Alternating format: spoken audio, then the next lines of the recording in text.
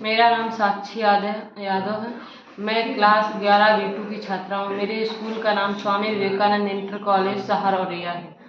मैं आज संस्कार शाला से एक कहानी पढ़ूंगी। इसका नाम है धर्म और आध्यात्मिकता। दादी से रौनक को एक दिक्कत है, वह ये कि दादी छुट्टी वाले दिन भी सुबह सुबह जगा देती हैं।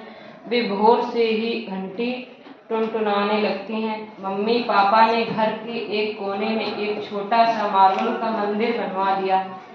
जब दादी आती हैं तब पूजा होती है, दिए जलते हैं, फूल चढ़ते हैं और सुबह शाम अगरबत्ती की भीनी भीनी खुशबू से घर भर जाता है। पूजा पाठ से दूर रहने वाले पापा भी दादी के रहते मंदिर के सामने हाथ जोड़कर निकलते हैं, जबकि मम्मी अपने कमरे में बैठकर नमो बुद्धाय का जाप करती हैं। वे और भी एक मंत्र बुदबुदाती हैं, देर तक जो उसे समझ नहीं पाता। मम्मी का एक बुद्धा ग्रुप है जो समूह में बैठकर चैट करता है।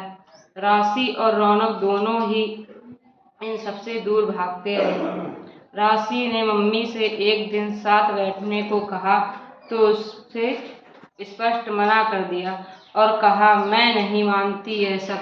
रौनक बड़ा हो गया था, 11वीं में पढ़ रहा था।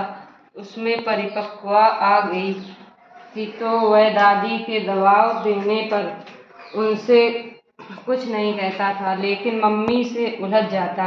ये आप दोनों घर में क्या करते रहते हो? इनसे क्या होता है, क्या मिलता है? मम्मी शांति से गाल थपथपा कर कहती, बेटा करोगे तभी तो जानोगे कितनी शांति, सुकून और आत्मविश्वासता आती है।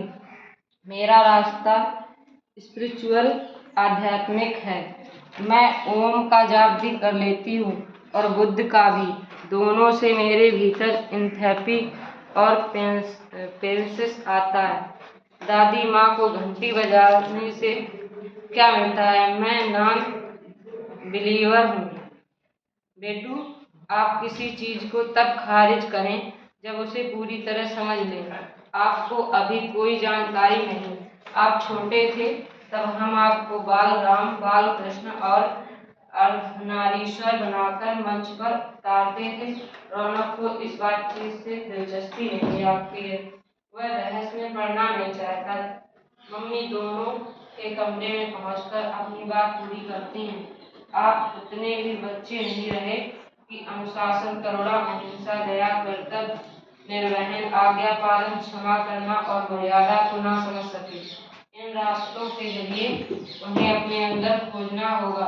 धर्म और आध्यात्मिकता जीवन के रास्ते हैं, इनका महत्व समझना होगा। आप बिना समझे खारिज मत करो। राशि ने बीच में टोका, मुझे गॉड, ईश्वर में विश्वास नहीं, मैंने उन्हें नहीं देखा। रौनक ने बातें ध्यान से सुनी और सोच में डूब गया। उसके भीतर विचारों का तूफान मच गया था। मम्मी की बातें जारी थीं। हवा को देखा है, महसूस किया ना बेटा? कोई धर्म हो, ध्यान से देखना। हमें जीवन मूल सिखाए गए हैं। हम नहीं कहते कि पूजा पाठ करो, ध्यान करो। उन मूल्यों का जीवन है उतारना और उनके प्रति आस्था रखना आवश्यक है। वे हमें बेहतर मनुष्य बनाते हैं। शाम हो गई थी। दादी माँ दिया बाती के लिए बच्चों को आवाज लगा रही थी। दोनों दादी की आवाज और मम्मी की आवाज बातें सुनकर सिर खुजा रहे थे।